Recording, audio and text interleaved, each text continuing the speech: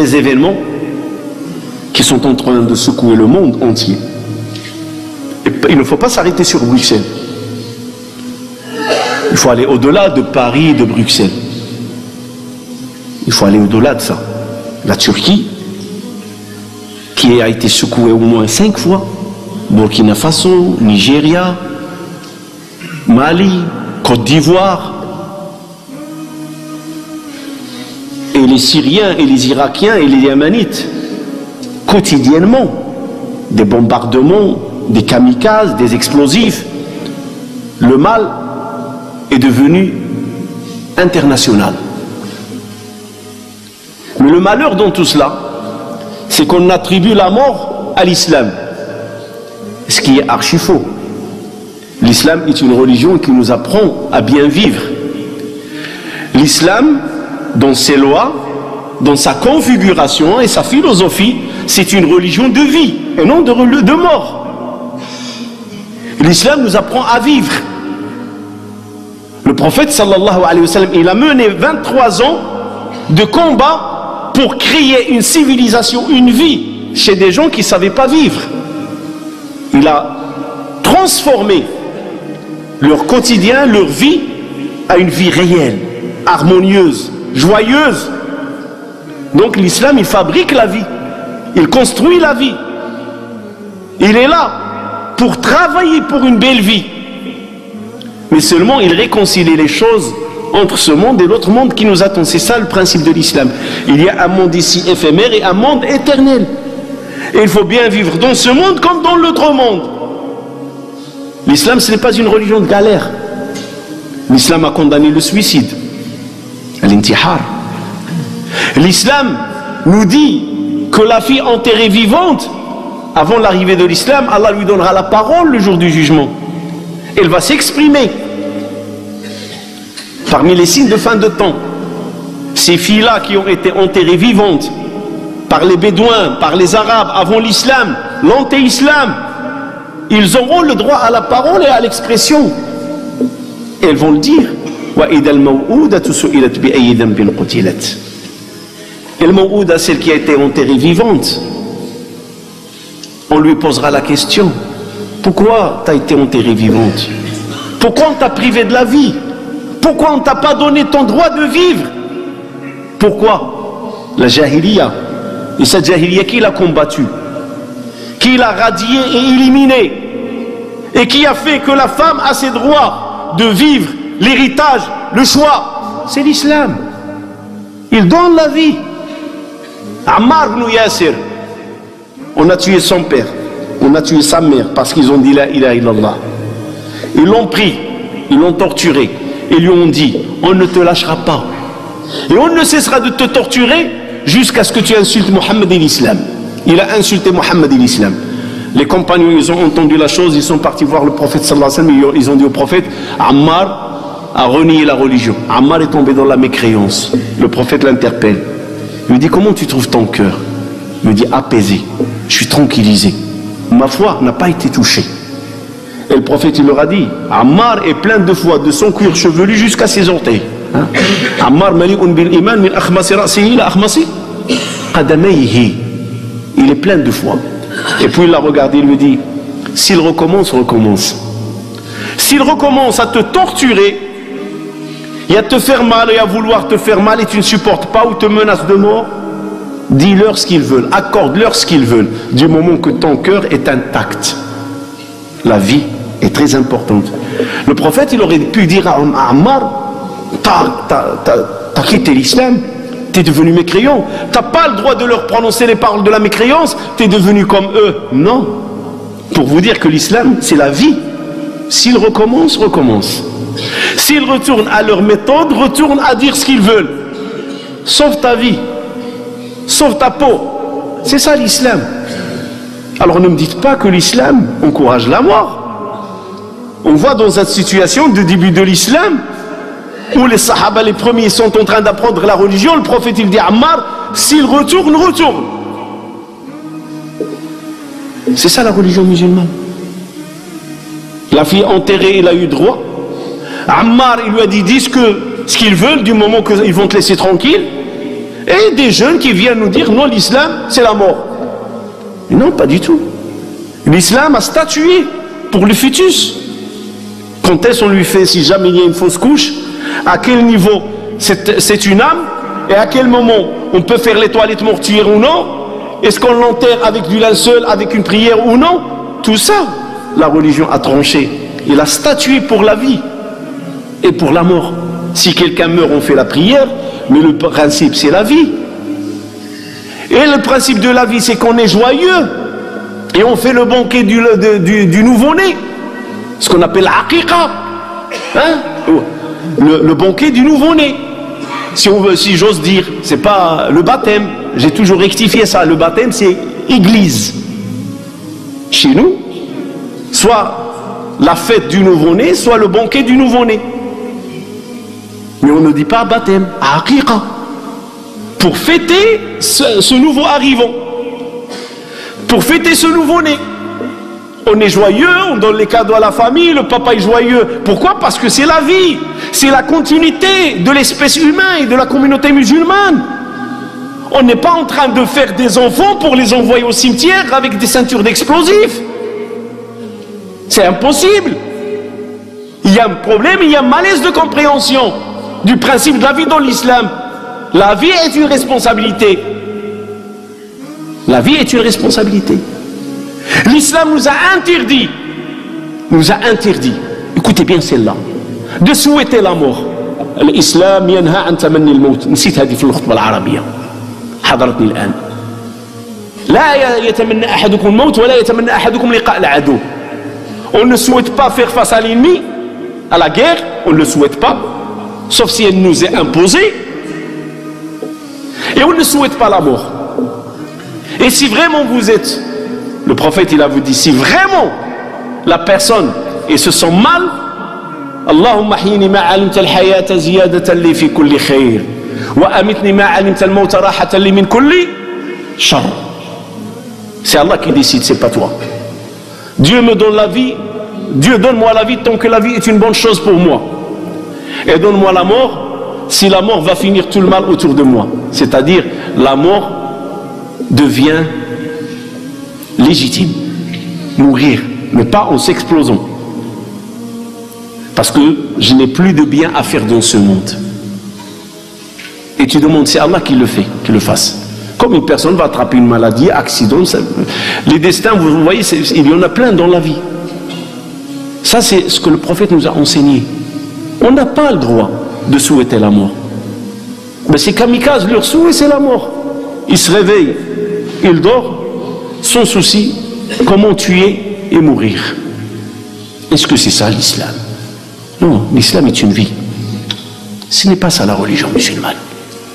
Une chamelle traverse la mosquée, comme c'est rapporté par Al-Qadi Iyad dans son livre chef-d'œuvre, Shifa b'ta'rif bi huquq al-Mustafa, la guérison ou la satisfaction pour enseigner les droits de notre prophète alayhi salam, l'élu. Une chamelle traverse la mosquée, elle vient murmurer dans l'oreille du prophète alayhi salam, avec les larmes. Sahaba, ils ont vu les larmes. Ne me dites pas que les animaux ne pleurent pas. Les animaux pleurent. Et il est reparti. Il a dit, vous savez ce qu'il vient de faire cette chamelle? Non. Elle vient de se plaindre de son propriétaire. Pourquoi? Il l'a exploité toute la vie. Là, elle a vieilli. Elle ne sert plus à rien. Plus à rien. Même le boucher n'en voudra pas. Elle ne sert plus à rien. Et vous savez qu'est-ce qu'il veut faire? Il veut la tuer parce qu'il continue à brouter et à manger. Donc il doit lui ramener, ça lui coûte encore cher. Il n'est plus rentable. Hein? Il doit l'envoyer à la retraite. Et la retraite pour un animal, c'est l'égorger, la tuer. Alors il dit, c'est qui son propriétaire? Il lui dit, suis-moi. Il dit, laisse-la. Il lui dit, que dois-je faire, prophète d'Allah? Il lui dit, tu la laisses. Abandonne-la. Elle va vivre dans le désert jusqu'à ce que le destin d'Allah va tomber. Tu la laisses tranquille. Du moment qu'elle ne peut pas être une viande, du moment qu'elle ne peut pas être consommée, du moment qu'elle ne peut plus travailler, c'est fini, laisse-la. Le désert, il est là. Elle va partir. Et quand le destin d'Allah va tomber, elle va tomber. Quand le destin d'Allah va arriver, va arriver. Mais tu n'as pas le droit de la tuer pour l'abandonner comme ça. pour dire que l'islam, c'est une religion de vie. Tu n'as pas le droit de retirer la vie parce que ça y est, n'est plus rentable. Tu n'as pas le droit. Imaginez qu'on n'est plus rentable, on nous dit on vous tue. Vous ne servez à rien. Vous imaginez ça chez les êtres humains? C'est criminel. C'est un peu de ça qu'elle s'est plaint, la Chamelle. À la conquête de la Mecque, un oiseau, femelle, vient voir le prophète, il tourne autour de sa tête. Et le prophète, il arrête l'armée. Qui a volé les petits de ce oiseau-là? Qui a volé? Un oiseau se plaint parce qu'on lui a volé ses petits. On leur a volé la vie et la peur pour qu'on cuisine ces petits, ou qu'on les mange ou qu'on les tue. Il s'arrête toute une armée, stop! Qui a volé? Et certains compagnons, ils ont pris un moment de repos, ils ont stationné dans un coin où il y avait un arbre, où il y avait le nid. Un compagnon lui dit, moi, prophète d'Allah, lui dit, restitue-lui ses petits, restitue-lui ses petits. Ça, c'est notre prophète, alayhi. C'est ça notre prophète. Parce que n'oublions pas une chose, quand on voit ces dégâts à travers le monde au nom de la religion musulmane, et c'est de la folie, hein, wallah, c'est de la folie. Ça n'a rien à voir avec l'islam. D'une façon directe ou indirecte, on les attribue à qui? Arrêtons de dire que c'est l'islam. Et allons droit au but. C'est le prophète de l'islam. Oui, c'est le prophète de l'islam. Parce que c'est ça ce qu'ils n'osent pas dire avec leur langue. Mais c'est la réalité qu'ils font avec leurs actes. Celui qui est visé maintenant. Parce que quand on dit la religion, c'est quoi la religion? Qui nous a transmis la religion? Qui nous a enseigné la religion? C'est le prophète alayhi salatu wassalam. Donc quand on fait des actes pareils au nom de l'islam, c'est au nom du prophète. Est-ce que c'est ce qu'il mérite, notre prophète, la miséricorde de l'univers, qui était plus doux avec l'animal, avec l'humain, plus doux? Je vous ai raconté l'histoire de l'enfant qui a perdu un petit oiseau, nourrir. Et le prophète a été voir ce petit enfant, ce petit gamin. Il lui a dit, qu'est-ce qui en est de ton petit oiseau? Ma fa'ala an-nughir ya Abu Umair. Il est parti voir la famille, je crois que c'est la famille de Anas ibn Malik. Qu'est-ce qu'il en est de ton oiseau qui est mort? Vous croyez que l'islam ne donne pas importance à la vie?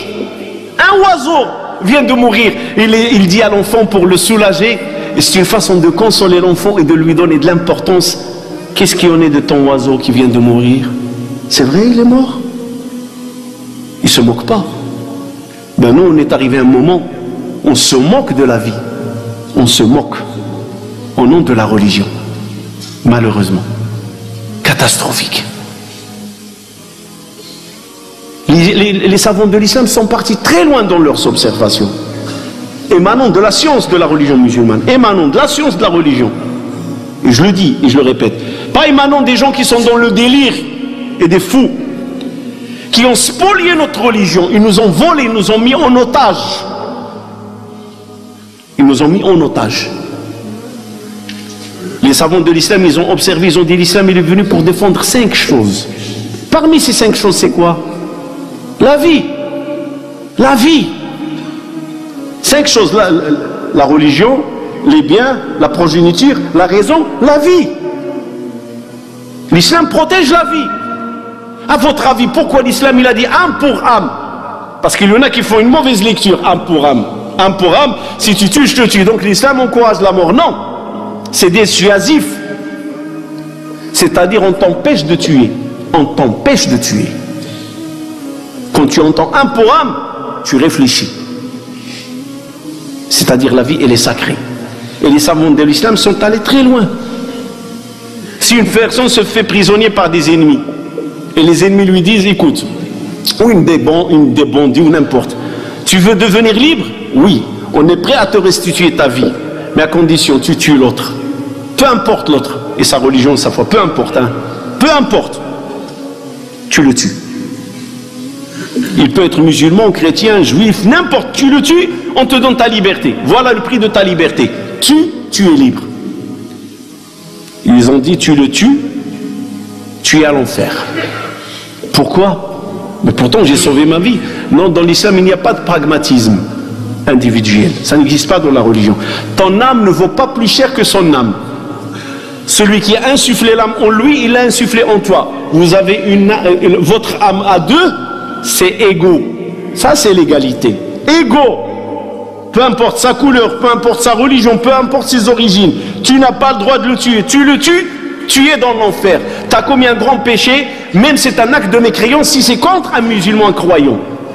En plus, l'islam, il est catégorique, on ne tue pas. Alors je fais quoi? On me menace, je ne le tue pas, ils vont me tuer. Alors préfère d'être tué que de tuer. Préfère d'être tué que de tuer autre. Et d'ailleurs, un hadith de Hudayfa, le prophète le souligne, Kun abdallahi al-maqtoul wa la takun abdallahi al-qatil. Soit le serviteur d'Allah qui se fait tuer et ne soit pas le serviteur d'Allah qui tue. Ça, c'est la religion musulmane. C'est ça la vie en islam. Je n'ai pas le droit de piétiner la vie d'autrui, même s'il est en désaccord avec moi. Même s'il est en désaccord à des niveaux trop élevés ou très élevés.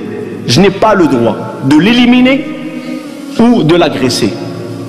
Sahaba, radiyallahu anhu, ils étaient en excursion. Il y avait un parmi eux, il était blessé dans son crâne. Une fissure crânienne, une ouverture. Arrivé le Fajr, quand il s'est réveillé, il s'est trouvé en état d'impureté majeure, Junub. Il leur a dit, est-ce que je peux faire les toilettes pulvérales ou la lotion pulvérale, ce qu'on appelle tayammum, juste essuyer la pierre sans me laver parce que je suis blessé. Ils ont dit non, du moment qu'il y a l'eau chaude, tu dois te laver. Il s'est lavé. L'eau s'est introduite dans l'ouverture crânienne. Fièvre, il meurt.